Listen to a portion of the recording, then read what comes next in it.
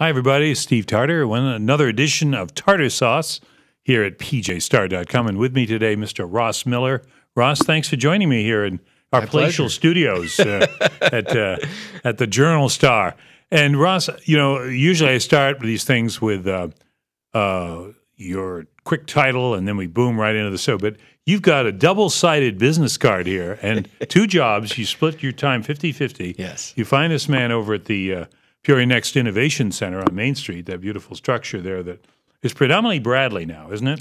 Or yeah, managed by Bradley. Managed by Bradley. But the companies that are in there are from the community. And there's like a dozen companies or so. Correct. You can tell me the actual number. But, Ross, we'll go through this carefully because we asked him initially, Director of Technology Commercialization, and that's the Illinois Small Business Development Center. How do you give us the elevator pitch on that? What does that mean? So I help people who are going through the patent process or have a patent that they're looking to commercialize. People in Peoria? People in Peoria or the area. Most of them are from the Peoria area, the Tri-County region. And they have a patent. So who would this be? I mean, you don't have to name the company, but are we talking about a manufacturer or a legal firm, or who are we talking about? Can be anybody. A lot of different things are patentable: products, processes. I help people sometimes evaluate what type of intellectual property route they want to go for, and then we have resources of patent attorneys that we can have them contact. And then on the other side of the business card, you are the director of the Institute for Innovation Through Collaboration. Say that 3 times fast. Exactly. And that's through Bradley's Foster College of Business, and there's Caterpillar College of Engineering and Technology. There's more names here than can fit on a card, but they do fit on a card. But now, so what are you doing with that 50% of your time? So at Bradley, we're going to combine those colleges into one building. This is the big project. You drive on Main Street, you see the derricks and everything working. We tore down Baker Hall, and we're building this 5-story building, and we're going to have both the colleges in one building. And the idea is that once our students get out into industry, graduate from Bradley and go get employed, whether they're engineering students or business students, usually they're going to be working with each other when they're in their career. Our idea is to get them working together and have a common language earlier. And you're starting actually before the building's even finished. Correct. Before it's even built. Correct. Okay. We do these projects called convergence projects, where we take a senior design team from engineering and a senior consulting group from the college business and have them work together on a project. For a year. For a year. So this is all what this guy is doing, Ross Miller at Bradley. So you are a busy guy. Now you have in the past, and you mentioned now that's somebody else doing it, the sort of programs for small businesses in the area. You did that for a number of years. I did that from I've been at Bradley since 2001, and I've been in that small business area up till last year. So, and we'll just let people know, if you were thinking of starting a small business, if you got funding, or you need to get funding, or I think you go through some steps. You had some information that helps people get on their way. Correct. We do a starting a business workshop twice a month. And who does that now? Kevin Evans is our new director of the Small Business Development Center. So you call Bradley's Innovation Center. And call our Small Business Development Center, 677-2992. Okay. Or go on to our website, bradley.edu/Turner Center, and you can register there as well. And you've had probably, dozens and dozens of businesses go through there. This last year, I heard the report that we had over 300 people go through our Starting a Business workshop in 2017. In 1 year? In 1 year. Wow. So obviously heavily used and heavily needed. Correct. Because you said something just as we were kind of preparing for the show here.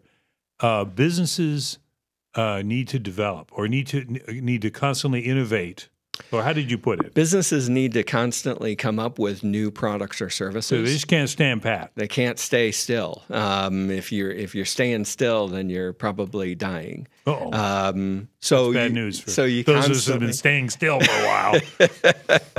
So you're constantly trying to find something new to be able to develop that. So new products, new versions of products are coming out all the time, right? Because products have a life cycle where you have your early adopters and then you get more mainstream, and then the technology changes or something changes in it and people move on to something else. And, we hear this all the time, and we could probably have countless examples, but technology is so moving so fast Yes. that a business, might be right there with it, and then the next thing you know, they turn around and now there's a whole thing has gone left instead of right, and their you got to customers change again. have forgotten about them or moved on to something else that's a little bit more advanced. What do you find as you do, the working with these projects and working with the business side? What do you think is the biggest need for Peoria right now? Because there's, I don't know if we're being simplistic here or generalizing, but there's a little bit of a sort of a funk over Peoria right now. Caterpillar, made this headquarters announcement. We don't want to run everything back to that, but it's kind of left everybody sort of depressed a little bit, if I can, overstate the obvious. How do we get past that? You do deal with all kinds of businesses. One, I think, with Caterpillar's shadow getting smaller, it allows the spotlight to land on some of the great businesses that we do have here that are headquartered here. Maui Jim, RLI, Pearl, Facet Technologies, all these great companies that are growing here that have great employees, developing wonderful products, wonderful services that a lot of people still don't know that are in their backyard, right? And when people ask me, well, what do we need next? I'm not a good predictor of those things. I always tell people, find a market and start studying them. And start asking them questions and start asking them about what's hard in their day. When you find that opportunity of solving a problem for that market, then you're going to develop a good business. Then you're going to develop a good product or service. Is there, and again, I'm kind of reaching for general things here when specifics are probably needed. Does the mood change when something happens? In other words, if you look at Peoria, and we do here through the paper, we do stories on things. Warehouse District doing very well. It's been progressing, constantly new updates. This thing is opening, that's going on. Looks like that's, after a long delay, if that's the right word to use, it's sort of breaking loose. Whereas, you move further into the downtown, sort of the main downtown, and it's, the buildings are kind of empty, and you're kind of waiting for the next shoe to drop. Is that something that has an effect on people, do you think? Or is that just sort of some silly newspaper guy is looking at it that way? I think it's in some aspects, it worries people. It worries people and it depends on the type of business that you're in, right?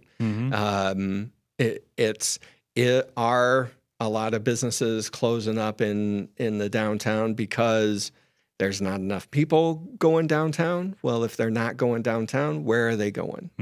And identify, why are they going there? I mean, are they going more to Peoria Heights downtown instead of Peoria's downtown, mainly because it's walkable, or are they going because of the different types of the restaurants and and the businesses that are there? Right. And so,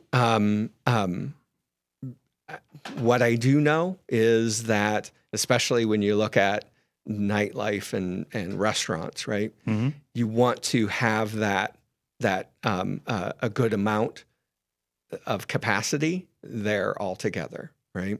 You want it close by, so that people can get to an area and then say, oh, I want to go here and then I want to go there, Right. instead of them driving Critical all around. mass kind of thing. Exactly. That's what. You look, just from your business card, we'll start with there, you would be the right person to ask, so what's going on with Peoria Next? Is that, we heard about this and, again, we've covered it in the paper, but, that was a kind of a watchword or a phrase there for a while. Where are we at now with that? The organization, as far as I know, is not as active as what it was. Would we say defunct? I'm not sure. Okay. It's very quiet. It's very, very quiet.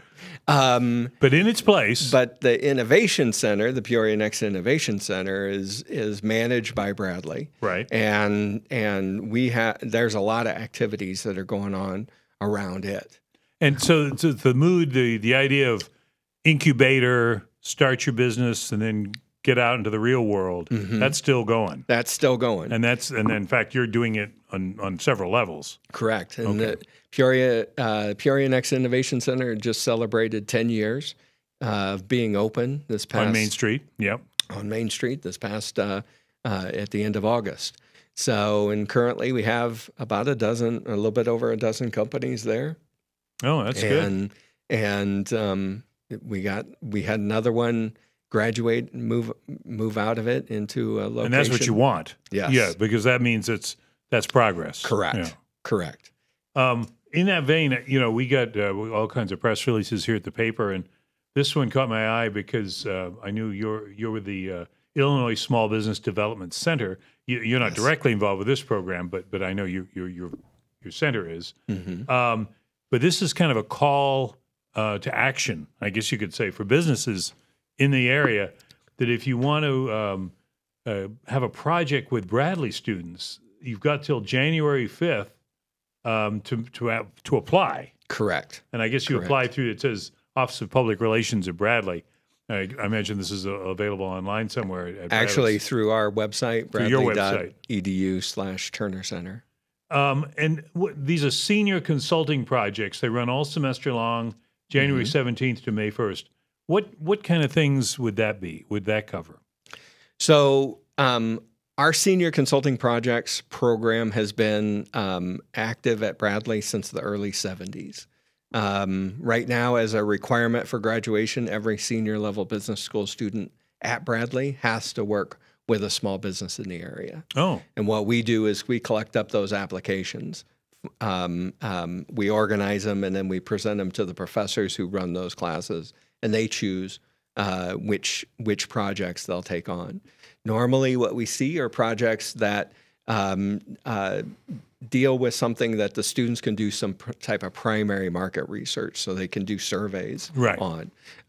So things such as feasibility of a second location, brand awareness in the marketplace, strategic marketing plans, strategic business plans work really well. They do work with existing businesses as well as startups on this. I'm thinking, and again, I'm not, I don't have a business or a specific idea here, but I can't help but think that Peoria is a perfect laboratory for the business programs of many different kinds. Partially because, as you said, it's going through kind of, I won't say using words that probably are overly dramatic. Upheaval is probably not the right word, but going through some changes. And, let's face it, if you go downtown Peoria, you see a lot of closed buildings, a lot of closed stores. To me, that's an opportunity for a business person. Well, as you said before, where are they going? If they're not going downtown, where are they going? If they're not going to this business, are they going to one next door? Why is one down the street doing fine and this one down here not doing so good? I just think that to me is, if students want to, as you had said, they're going to kind of get a taste of the real world before they graduate. Just check out Peoria, because to me, there's opportunity everywhere you turn. And in a way, I'd say too much opportunity because, boy, we could like to have some more successes here, but right now there's things closed. You know, the one that just occurs to me all the time, and I guess because I walk by it a lot, is that the hotel, the new hotel that went in, all those stores along the side on Monroe that have been empty since day one. Correct. They've yet to put anything in there. And I think it's 3 to 4 years now. I'm not sure.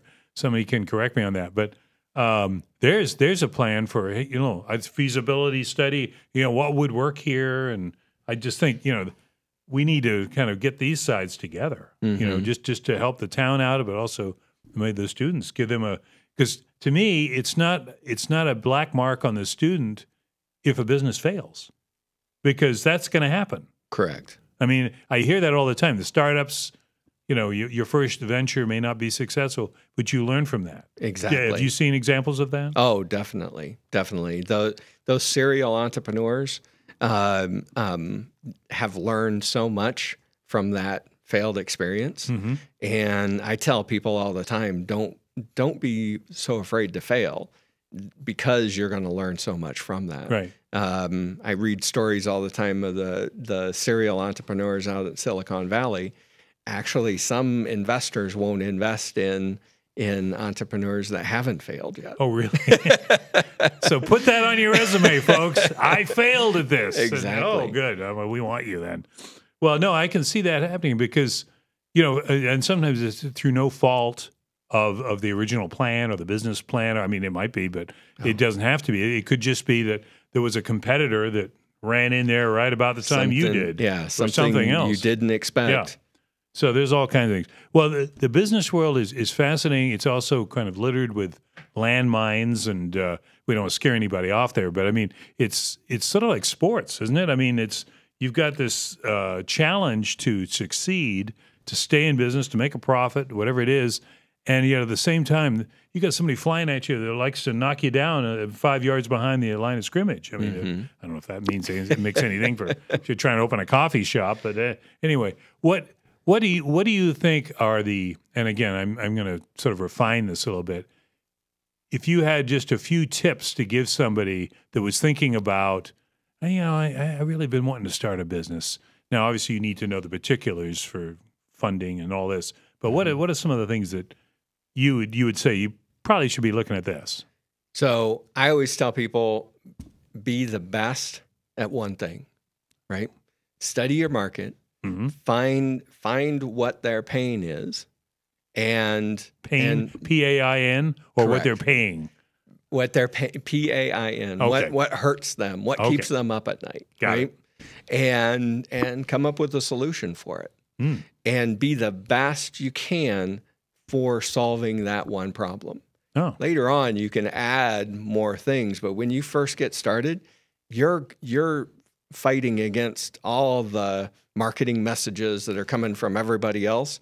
And all too often, entrepreneurs want to say, well, I'm going to have a wide variety of things so that whenever anybody comes to my door or whatever, they're going to find something that they like. And usually, if you're trying to be all things to everybody, nobody remembers who you are. Yeah. So be the best at that one thing, and then later on, you can grow the business into developing those other products and those other services.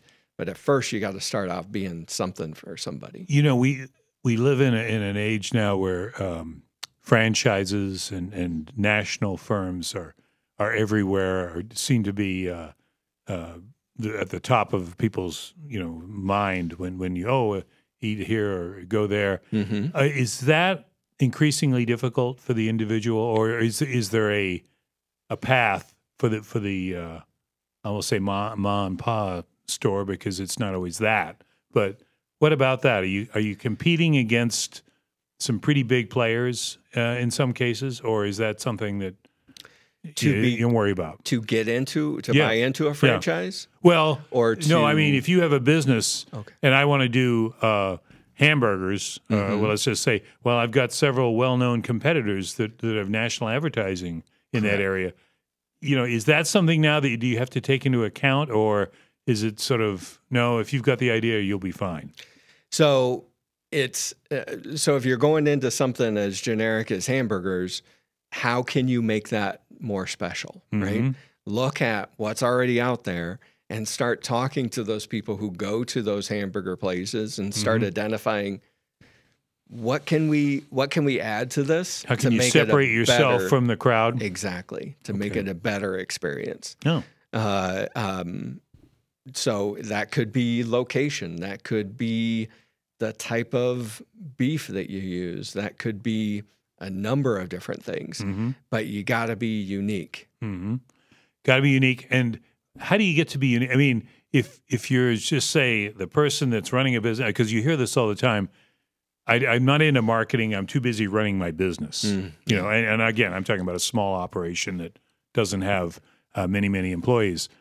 But how does that person or how does that couple or company operate in a world that's, you know, as you said, you almost need to have your message out there or people are going to ignore you. Right.